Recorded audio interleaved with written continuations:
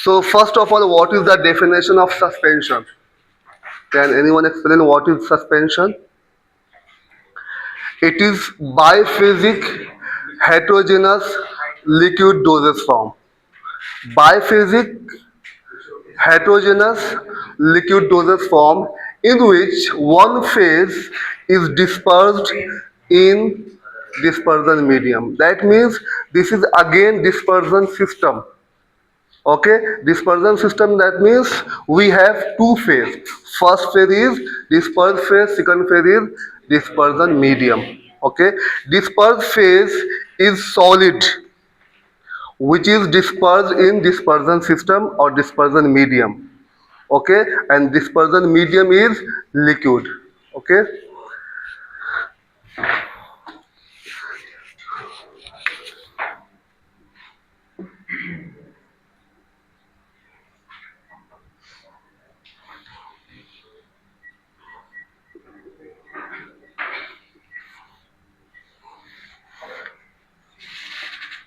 first is dispersed phase which is solid.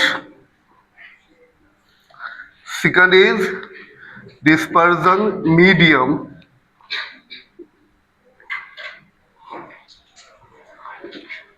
which is liquid.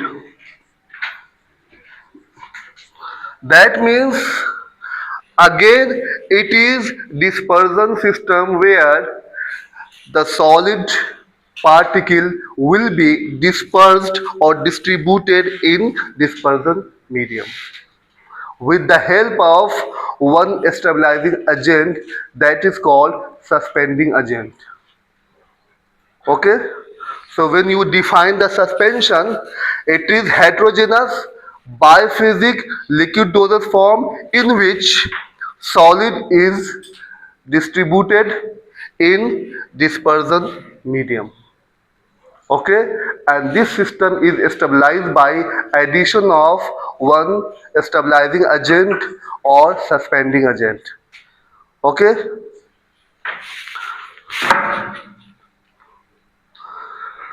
so as I said, in case of dispersed system, we have two part.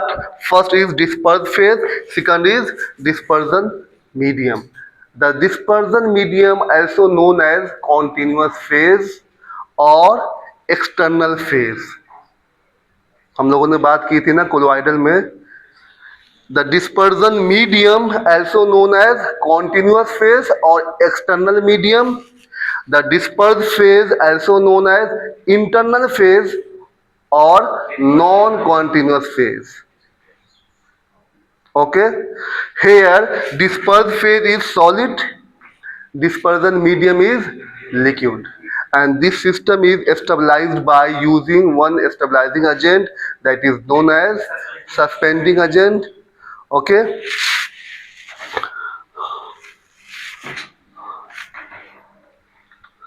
so this is the final definition of suspension.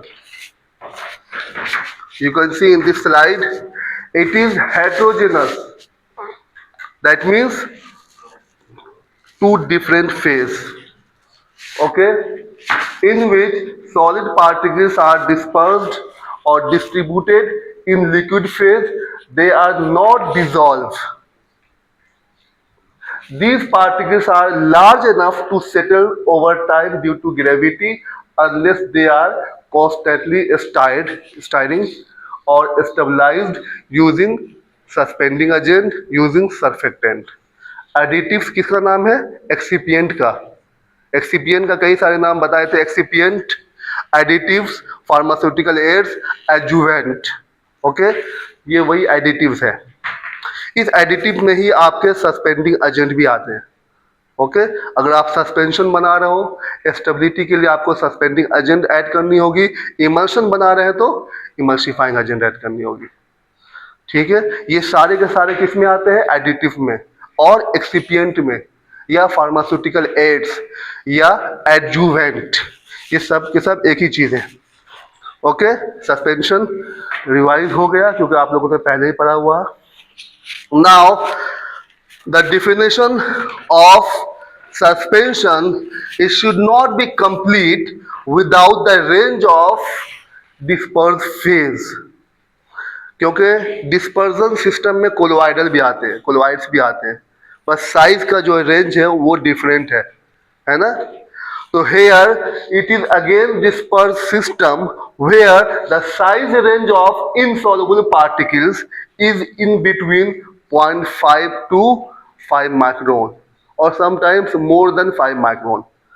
आप लोगों ने पढ़ा होगा starting में molecular dispersion, colloidal dispersion, coarse dispersion.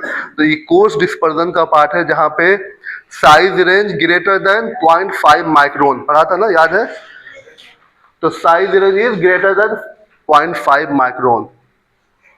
Okay, 0.5 से 5 भी जा सकते हैं, 10 भी जा सकते हैं, but almost it should be greater than 0.5 micron. Okay, so when you define the suspension, you should mention the size range of internal phase or size range of dispersed phase or size range of solid particle. ये सब के सब एक ही है. Solid particle बोल दो, internal phase बोल दो या dispersed phase. Okay. As I said, it should be stabilized by addition of one suspending agent. Okay, suspending agent किस कैटेगरी में है? एडिटिव्स में या एक्सिपिएंट में. Okay, the external phase may be aqueous in nature और sometimes organic और non aqueous in nature. Okay, normally हम aqueous nature का ही सॉल्वेंट यूज करते हैं, बट कभी कभी non aqueous nature that means organic solvent भी यूज करते हैं. Okay, now what are the reason behind the formulation of suspension? क्या जरूरत पड़ गई सस्पेंशन बनाने की, है ना. तो बहुत सारे रीजन है, हमने इसमें से चुनिंदा 4-5 पॉइंट मेंशन किया हुआ जो बहुत ही इंपॉर्टेंट है. First important point is when the drug is insoluble in the dispersion medium. अगर ये सॉल्युबलाइज्ड हो गया तो ये क्या बन जाएगा? सॉल्यूशन. और सॉल्यूशन क्या है? मोनोफेज, वन फेज. ओके, और सस्पेंशन क्या है? बाईफेज. सॉल्यूशन क्या है? होमोजीनस. और सस्पेंशन क्या है? हेट्रोजीनस. तो पहली चीज ये है कि अगर ड्रग इनसॉल्युबल है, जो भी पार्टिकुलर सॉल्वेंट आपने यूज किया है उसमें अगर ड्रग सॉल्युबलाइज नहीं है, then it will form suspension by the addition of suspending agent.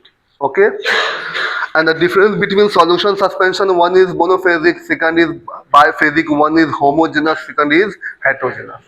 Okay, second point, when the taste of drug is bitter or which is not acceptable, so to mask, to hide the bitter taste of drug. बहुत सारे drug है उसकी test बहुत bitter type की है, जो आप ऐसे नॉर्मली लोगे तो खाने से पहले आपको फील हो जाएगा वोमिटिंग टाइप के. तो उस कंडीशन में भी हम क्या करते हैं? सस्पेंशन बनाते हैं. जब सस्पेंशन बनाते हैं तो उसकी जो टेस्ट, ओरिजिनल टेस्ट, वो हाइड हो जाती है. ओके, तो to mask the bitter taste of drug. Third, to increase the stability. Suspension के अंदर जो भी एपीआई है उसको नॉर्मल कंडीशन में अगर आप टेम्परेचर पर रख रहे हो, नॉर्मल टेम्परेचर पर, हो सकता है कि वो मॉइस्चर को एब्जॉर्ब कर ले, या हो सकता है कि उसके अंदर जो मॉइस्चर है वो वहां से रिमूव हो जाए, या हो सकता है कि उसके अंदर हाइड्रोलिसिस या कुछ भी स्टेबिलिटी प्रॉब्लम है. लेकिन जब आप उसको सस्पेंशन बनाओगे, that means you provided one external environment. आपने उसको सॉल्वेंट से घेर दिया. अब वो बीचों बीच में है ड्रग, साइड में क्या है? सॉल्वेंट है, तो उस पर कोई भी चीज अब अटैक नहीं होगी. Right, so to increase the stability. also जब हम सस्पेंशन बनाते हैं तो सस्पेंडिंग एजेंट यूज करते हैं. सस्पेंडिंग एजेंट का क्या काम है? स्टेबिलिटी को बढ़ाना. तो to increase the drug stability. Right, last, to achieve sustained release और control release of drug. That means अगर आपको लॉन्ग टर्म के लिए यूज करना, फॉर एग्जाम्पल आपने कोई ऐसे सस्पेंशन बनाए हैं जो दिन भर में एक ही बार यूज करनी हो, ठीक है। अब जैसे कोई टैबलेट है, उसको आप दिन भर में 2 बार 3 बार 4 बार यूज करनी होती है, लेकिन अगर आपने सस्पेंशन बना लिया सस्टेन रिलीज के लिए, तो दिन भर में, या क्या हो सकता है कि कभी कभी 2 दिन में 1 बार भी अगर यूज किया, तो जो भी आपको चाहिए एक्शन वो आपको मिल रहा है। Okay, so to provide sustained release of drug, these are the reason behind formulation of suspension. Now some application of suspension जो कि मार्केट में ऑलरेडी अवेलेबल है इस सारे फॉर्म में। एंटी एसिड सस्पेंशन मार्केट में है अवेलेबल, ठीक है, आप लोगों ने हो सकता है बहुत सारे लोगों ने यूज भी किया हो। एंटी बैक्टीरियल सस्पेंशन भी है, ठीक है। ये सारे सारे क्या है, ओरल सस्पेंशन है, ओरली जब आप लेते हैं। उसके बाद ड्राई पाउडर के फॉर्म में भी सस्पेंशन है, एंटीबायोटिक के फॉर्म में। ओके, एनाल्जेसिक सस्पेंशन भी, एनाल्जेसिक जब आपको पेन होते हैं, पेन किलर भी बोलते हैं एनाल्जेसिक को, राइट। एंथेल्मिंटिक जब वर्म्स है ना, उस कंडीशन में यूज करते हैं। एंटी कन्वर्जेंट, फिट्स आते ना, फिट्स हिंदी में क्या बोलते हैं उसको, मिर्गी, मिर्गी कंडीशन में उसको बोलते हैं anti convergent. Anti fungal, okay, these are the types of suspension which are already marketed, जो मार्केट में अवेलेबल है सस्पेंशन के फॉर्म में। और भी है इसके अलावा भी, जैसे पैरासीटामोल का भी सस्पेंशन है। पैरासीटामोल आप यूज करते हैं ना फीवर में, तो उसको बोलते हैं एंटीपायरेटिक, ठीक है। और पैरासीटामोल एनाल्जेसिक भी होते हैं, पेन को भी कम कर देते हैं। कभी कभी पेन की वजह से फीवर होता है, जैसे चोट लग गई खेलते हुए, ठीक है, उस चोट की वजह से शाम को देखना आपका फीवर हो जाएगा, तो आपको ट्रीटमेंट करना फीवर का नहीं, चोट का। तो अब आप यूज करेंगे एनाल्जेसिक, जैसे एनाल्जेसिक लेंगे पेन किलर, चोट भी खत्म हो जाएगा और साथ में फीवर भी खत्म हो जाएगा, ठीक है। Now the classification of suspension, classification कई तरह के होते हैं। First classification on the basis of route of administration, or you can say on the basis of general class. route of administration that means कितने रूट है, अगर drug को body के अंदर एडमिनिस्टर करना, बहुत सारे रूट है। ओरल है, पैरेंट्रल है, ऑप्थेल्मिक है, ये टॉपिकल, ठीक है। उसके बाद अलग अलग भी रूट है, रेक्टल है, सपोजिटरी वगैरह सारे चीजें। On the basis of route of administration we can classify suspension like oral suspension. First example, paracetamol suspension, okay. Second, externally applied, that means on the surface of skin, like calamine lotion, calamine suspension, ये क्या है, topically. Parenteral suspension, example procaine, penicillin G, okay, insulin zinc suspension, ये इसके क्या होते हैं, ivy आते हैं इसके, ठीक है। आईवी पेरेंट्रल, पेरेंट्रल में बहुत सारे होते हैं, आईवी भी होते हैं, आईएम भी होते हैं, एससी भी होते हैं, ठीक है, आईपी भी होते हैं। Based on concentration of solid particles, solid particles means internal phase. Solid particles का क्या मतलब है, internal phase. So what is the concentration of internal phase? First is dilute suspension, second is concentrated suspension. Dilute suspension means concentration is very less. Concentration of drug or concentration of solid particle is very less, 2 to 10%. Okay? And in case of concentrated suspension, concentration is very high, almost 50%. ये किस चीज की concentration है, drug की, या solid particle की, या disperse phase की, ओके। तो dilute suspension concentration 2 to 10%। Weight by volume दिया हुआ, वेट बाय वेट क्यों नहीं दिया हुआ सर, क्योंकि यहाँ पे सस्पेंशन सॉलिड, दूसरा फेज लिक्विड, और लिक्विड को हम किस में इंडिकेट करते हैं, वॉल्यूम में इंडिकेट करते हैं, इसलिए वेट बाय वॉल्यूम दिया हुआ। अगर ये इमल्शन होता तो यहाँ पे वॉल्यूम बाय वॉल्यूम होती, ठीक है। और अगर पाउडर फॉर्म में होता तो वेट बाय वेट, ठीक है। कंसंट्रेटेड में कितनी परसेंट है, 50% और मोर देन 50%। एग्जाम्पल मेंशन है.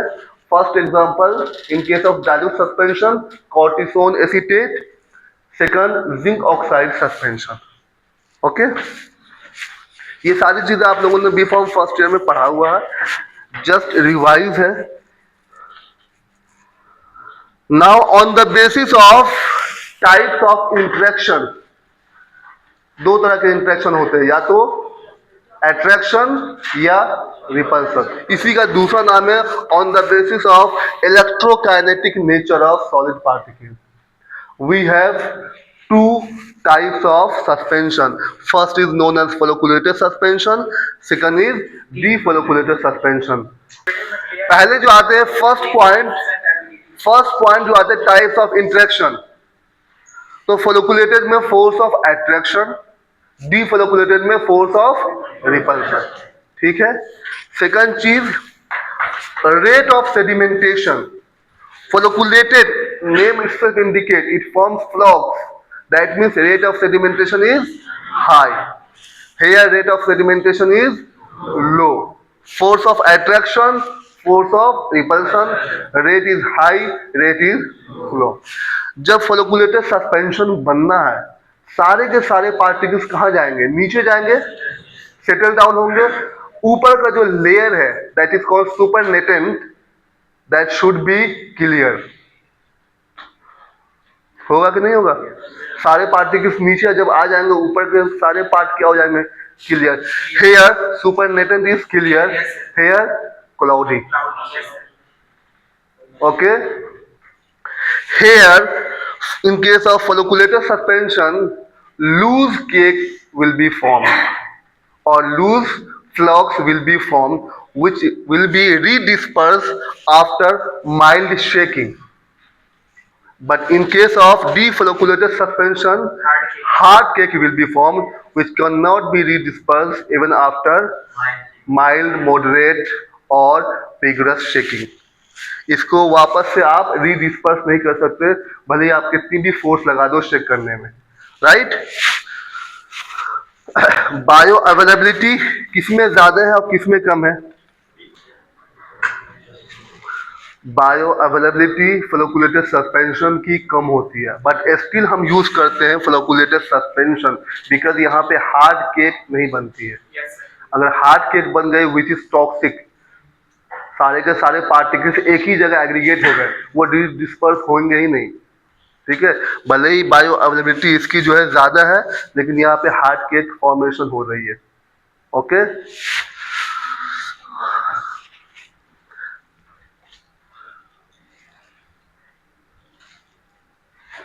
Flocks stick to the side of container. Here they don't stick to the side of container. Hard cake cannot be redispersed. Point number 8 है ना. इसी वजह से हम इसको प्रीफर करते हैं, किसको? फ्लोकुलेटेड सस्पेंशन को. और कई बार हम सस्पेंशन बनाने में ऐसे चीजें ऐड करती हैं जहां पे फ्लोकुलेशन हो जाए, मतलब जानबूझ करके. That is called controlled flocculation. हमें फ्लोकुलेशन करवानी होती है जानबूझ करके, क्योंकि अगर नहीं करवाएंगे तो क्या हो जाएगा? हार्ड केक फॉर्मेशन हो जाएगा, और वो काफी टॉक्सिक है क्योंकि वो रीडिस्पर्स होती ही नहीं है. ठीक है. इसमें तो चांस ही नहीं है हार्ड केक का. फ्लोकुलेशन तो वैसे भी हो ही रहा, लेकिन वो लूज है, लूज एग्रीगेट है, वो आपको शेक करेंगे तो रीडिस्पर्स हो जाएगा. Okay.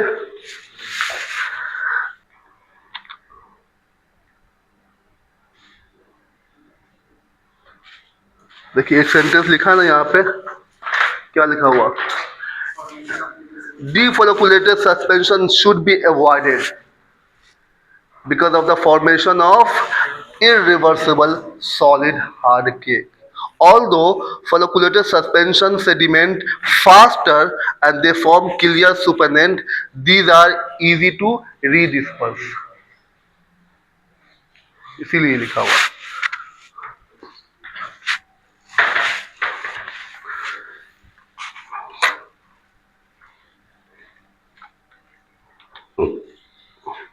Now the advantage disadvantage, ये सारी चीजें पढ़ी है, एक बार वापस से रिवाइज कर लें. बिकॉज तो सस्पेंशन है किस कैटेगरी में है, लिक्विड डोजेज फॉर्म में। तो लिक्विड डोजेज फॉर्म का जो भी एडवांटेज है या डिसएडवांटेज है वो इसमें इंक्लूड है। First advantage in case of suspension, it can improve chemical stability. Chemical stability means oxidation, reduction, hydrolysis, okay, of certain drug like procaine, penicillin G. First advantage, improve chemical stability. Second advantage, it show higher rate of bioavailability as compared to other dosage form. अब जब आप BA की बात करेंगे तो आपको बतानी पड़ेगी कि इसकी जो BA है वो किससे ज्यादा है। सॉल्यूशन की सबसे ज्यादा, उसके बाद सस्पेंशन की, और बाकी सारी की सारी चीजें सस्पेंशन से कम है। तो आप ये सारी चीजें मेंशन करेंगे कि bio availability of suspension is more as compare to capsule, compress tablet, coated tablet, enteric coated tablet, okay. क्योंकि एक सॉल्यूशन है जिसकी BA सस्पेंशन से भी ज्यादा है, और उसका रीजन ये है कि सस्पेंशन में जो सॉलिड पार्टिकल है वो डिसॉल्व नहीं हो रहे, सॉल्यूशन में वो डिसॉल्व हो गए,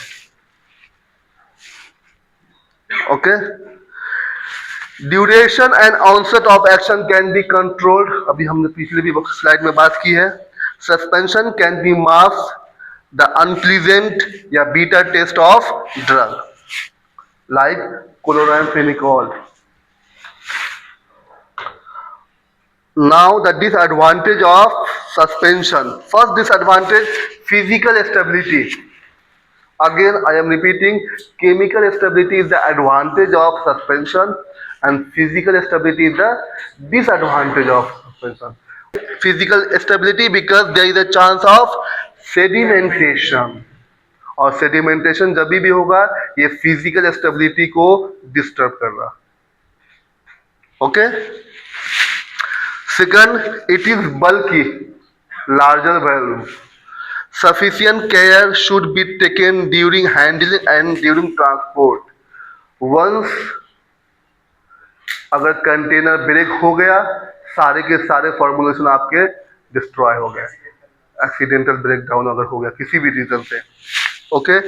It is difficult to formulate as well, and because it is liquid dosage form, there is no device which measure accurate dose of formulation. Tablet के केस में तो आपको पता है एक टैबलेट लोगे उसके अंदर जितनी डोज है वो आ जाएगी, लेकिन आपको ये डॉक्टर ने मेंशन किया 5 ml लेनी है। अब आप किससे ले रहे हो, उसके जो कंटेनर, उसी से। कंटेनर में हो सकता है 1-2 ड्रॉप कम हो जाए या हो सकता है 1-2 ड्रॉप बढ़ जाए, तो एक्यूरेट डिवाइस तो है नहीं।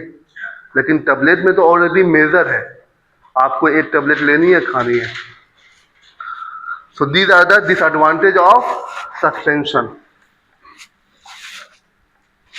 Now what should be the ideal properties of suspension, और आप ये कह सकते हैं कि आइडियल सस्पेंशन अगर आप बना रहे हैं उसके अंदर क्या क्या प्रॉपर्टीज होनी चाहिए। First property, it should not settle rapidly, okay, settle down नहीं होनी चाहिए। और अगर सेटल डाउन हो भी गई है, इट शुड बी इजीली रीडिस्पर्स और रीसस्पेंडेड आफ्टर माइल्ड शेकिंग और moderate shaking, okay. First ideal property, it should not settle rapidly and it should be easily resuspended or easily redispersed by the use of mild shaking or moderate shaking, okay. Then it should be easy to pour. आप कोई container में suspension जब आप उसको ले रहे हैं वापस से खाने के लिए, तो वहां से इजी टू पोर निकल जानी चाहिए। बहुत ज्यादा विस्कस है तो वो निकलने में भी दिक्कत होती है ना, कभी कभी ठंड में कोई चीजें जमा हो गई तो पोर नहीं हो पाती है। It should be easy to pour, it should not watery and it should not show any grittiness. It should have pleasing odour, colour and collectability. That means acceptable color, acceptable odor and acceptable taste. It should be good syringeability. जब आप IV दे रहे हैं, syringe के अंदर डालेंगे, syringe से फिर कहाँ जानी चाहिए? बॉडी के अंदर. तो जब आप सिरिंज को स्टार्ट करेंगे तो वहाँ से इजी वे में निकल जानी चाहिए. ये नहीं कि सिरिंज में आपने लिया, वहाँ पे अंदर जाके ब्लॉक कर दिया. It should be good syringeability. It should be physically, chemically and microbiologically stable. ये आइडियल सस्पेंशन की बात है, बट नॉर्मली होती नहीं है, फिजिकली स्टेबिलिटी होती नहीं है. ओके. एंड पेरेंट्रल और ophthalmic suspension should be sterilizable. Sterilizable means should be free from microbes. These are the ideal properties of suspension.